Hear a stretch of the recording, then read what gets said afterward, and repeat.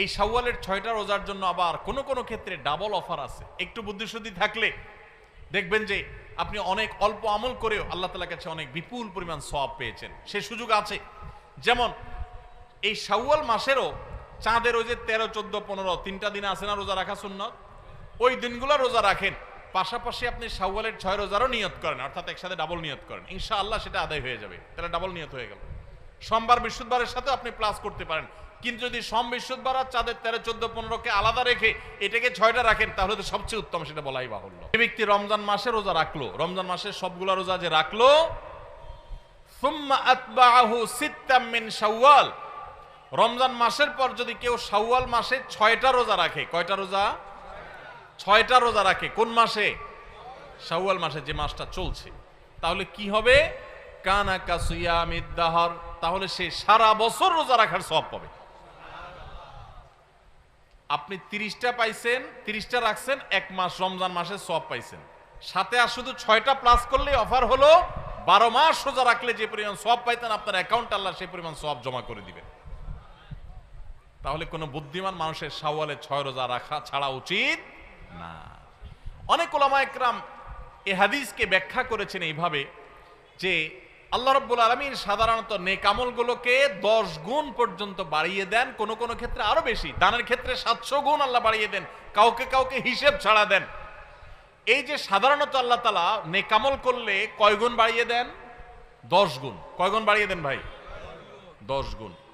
তো আমরা রমজান মাসে রোজা রাখি, সাধারণত সারা মাস 30 হয় সর্বোচ্চ, কখনো কখনো 29 হয়, 30 বেশি তো আর হয় না। তাহলে 30 হলে 30টা রোজা আমরা রমজান মাসে রাখলাম, আর শাওয়ালে যদি 6টা রাখি তাহলে কয়টা হয়? 36 রোজাকে যদি আপনি 10 দিয়ে গুণ দেন সমান সমান কত হবে? 360। সারা বছরের হিসাব পাইছেন ভাইরা আমার? এই জন্য আল্লাহ রাব্বুল আলামিন আমাদেরকে সারা বছর রোজার সওয়াব দিবেন। শুধু রমজান রোজা রাখলে সারা বছর রোজার সওয়াব পাবেন না। রমজানে 30টা রাখতে পারছেন, সাথে আর শুধুমাত্র 6টা যদি প্লাস করতে পারেন এই মাসে, শাওয়াল মাসে, তাহলে এই 6টার কারণে ওই 30টা আর 6টা সব মিলিয়ে আপনি সারা বছর রোজা সওয়াব পেয়ে যাবেন ইনশাআল্লাহ। চেষ্টা করা যাবে না ইনশাআল্লাহ? আল্লাহ আমাদের সবাইকে তৌফিক দান করুন।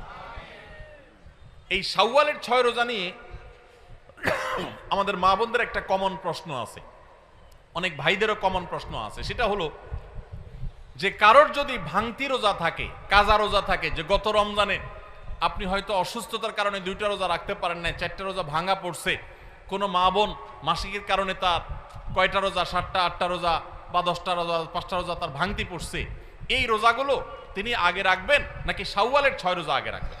এটা হলো প্রশ্ন। এই প্রশ্নের উত্তর হলো অবশ্যই রমজানের রোজাগুলো আগে রেখে তারপরে শাওয়ালের 6 রোজা রাখতে পারলে বেশি উত্তম।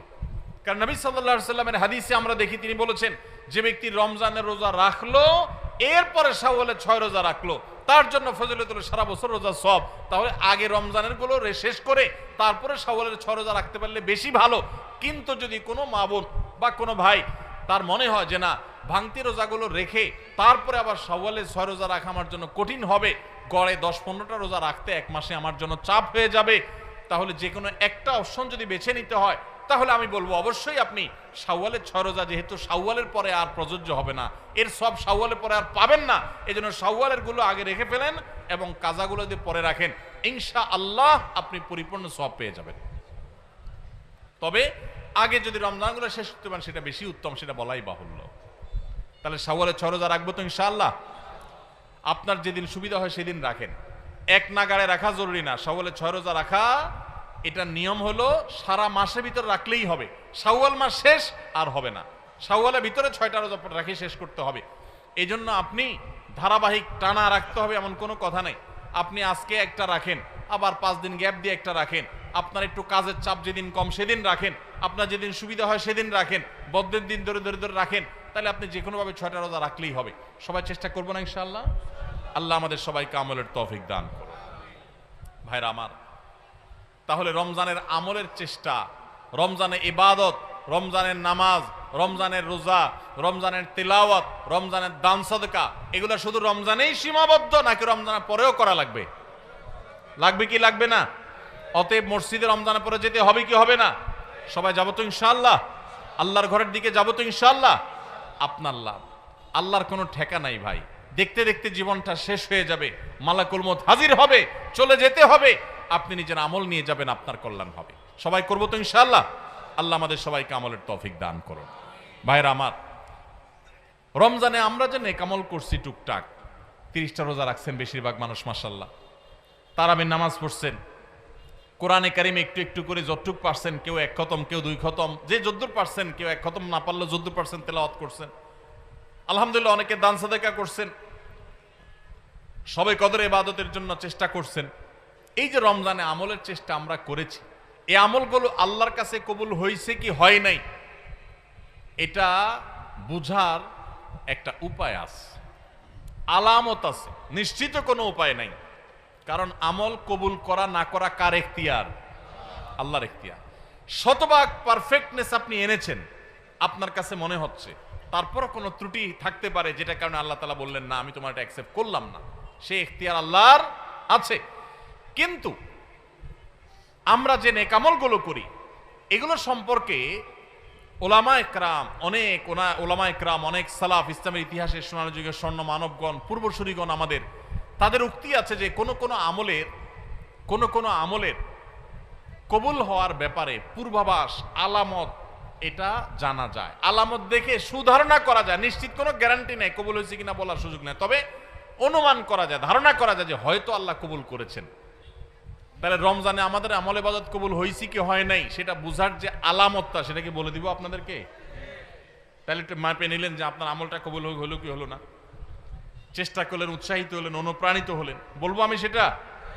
ভাইরা আমার, সেটা হলো, সে আলামতটা হলো রমজানে যে আমলগুলো করেছেন, শুধু রমজানের জন্য এটা কথা না, সারা বছরের জন্যই প্রযোজ্য। কোনো আমল করার পর সে আমলটা যদি আপনি ধারাবাহিকভাবে করতে পারেন, কন্টিনিউয়াসলি করতে পারেন, বারবার করতে পারেন, একাধিকবার করতে পারেন, ওইটার ধারা যদি ধরে রাখতে পারেন, তাহলে আপনি আল্লাহর ব্যাপারে সুধারণা করতে পারেন, আল্লাহ আপনার আগেরটা কবুল করেছেন, এই জন্য পরে আবার করার তৌফিক দিয়েছেন। আল্লাহর কাছে আমল এবং ইবাদতের কবুলের একটা ছোট্ট আলামত এটা, যে আল্লাহ তাআলা রমজানে আপনি ফরজ রোজা রেখেছেন, রমজানের পরে শাওয়ালের 6 রোজা রাখার তৌফিক হয়েছে, সোমবার বৃহস্পতিবার রোজা মাঝে মাঝে রাখার তৌফিক হয়, চাঁদের 13, 14, 15 রোজা রাখার তৌফিক হয় মাশাআল্লাহ। তাহলে আপনি সুধারণা করতে পারেন আমার রমজান রোজা আল্লাহ কবুল করেছেন, সম্ভবত, নিশ্চিত না, হয়তো আল্লাহ কবুল করেছেন, সেজন্য আমাকে ওইটা আবার নতুন করে করার তৌফিক দিয়েছেন। রমজানে আপনি তারাবির নামাজ পড়েছেন, রমজানের বাইরে 5 ওয়াক্ত নামাজ ধরে রাখছেন, তাহাজ্জুদ মাঝে মধ্যে পড়ার চেষ্টা করেন, হিম্মত করেন, নিয়ত করেন, সুধারণা করতে পারেন আল্লাহ হয়তো আমার রমজানেরটা কবুল করেছেন। কারণ আল্লাহর পদ্ধতি হলো কোন আমল করার পর বান্দা সে আমলটা যদি আল্লাহ অ্যাকসেপ্ট করেন, ওই আমলটা বান্দাকে নিয়মিত করার সুযোগ দেন, তৌফিক দেন। এটা দেখে আন্দাজ করা যায় যে হয়তো আল্লাহ তাআলা আমল কবুল করেছেন। আর রমজানের আমল রমজানেই শেষ, একেবারে প্যাক করে ফেলছেন, আর আমলের ধারে কাছে যান নাই, তাহলে লক্ষণ খারাপ। আপনার আমল কবুল হয়েছে কিনা গ্যারান্টি কেউ দিতে পারবে না, হয়তো কবুল হয়ে গেছে, কিন্তু এখানে লক্ষণ খারাপ। আপনার টেনশনের কারণ আছে যে আমি কেন আর আমলগুলো করতে পারছি না, তাহলে কি আমার আমলগুলো আল্লাহ কবুল করেন নাই? ভাইরা আমার, এটাকে আমি একটা উপমার সাথে দিয়ে একটু বোঝানোর চেষ্টা করি। উপমাটা হলো হালখাতা। আপনাদের এলাকায় হালখাতা আসেনি? এখন আগের মতো এত ব্যাপক হালখাতা সিস্টেম নাই। আমরা আমাদের শৈশবে দেখছি প্রত্যেক দোকানে দোকানে হালখাতা আছিল। তো হালখাতার সিস্টেম হলো যে বছরে একদিন হালখাতা হয়, সাধারণত পহেলা বৈশাখে হালখাতা হতো। এখন হালখাতা না, এখন পান্তা ইলিশ। হালখাতার জায়গা দখল করে ফেলছে কিসে? পান্তা ইলিশে। হালখাতা ছিল গ্রাম বাংলার ঐতিহ্য, সেটা চলে যায় ওই জায়গায় ঢুকছে কি? পান্তা ইলিশ। যাই হোক, তো হালখাতার সিস্টেম হলো সারা বছর যা বাকি খাইছেন এই সব টাকা হালখাতার দিন পরিশোধ করে একদম আপনার হিসাব ক্লিন করবেন, পরিষ্কার হয়ে যাবে, কোনো দেনা বাকি থাকবে না। তাহলে এবার আপনাকে দোকানদার একটু মিষ্টি মুষ্টি খাওয়ায়, জিলাপি টিলাপি খাওয়ায়, আর নতুন করে ওই দিনই যদি আবার বাকি চান, যত টাকা চান আপনাকে বাকি দিবে। এই না হালখাতার সিস্টেম? আর যদি আগের টাকা বাকি না দেন, এই আগের টাকা পরিশোধ না করেন, কিছু দিয়া আর বলেন যে ঠিক আছে বাকিটা দেবো, এখন আবার নতুন করে বাকি দেন, তো হালখাতার শরীয়তে, হালখাতার নিয়মে ওইটা কিন্তু গ্রহণ হবে না। ঠিক না? ঠিক। ঠিক একইভাবে আল্লাহ রাব্বুল আলামিন বান্দাকে কোনো আমল করার তৌফিক দেওয়ার পর যদি সে আমলটা আবারও করার তৌফিক দেন, তাহলে বুঝতে হবে আগেরটা আল্লাহ তাআলা অ্যাকসেপ্ট করছেন, কবুল করছেন।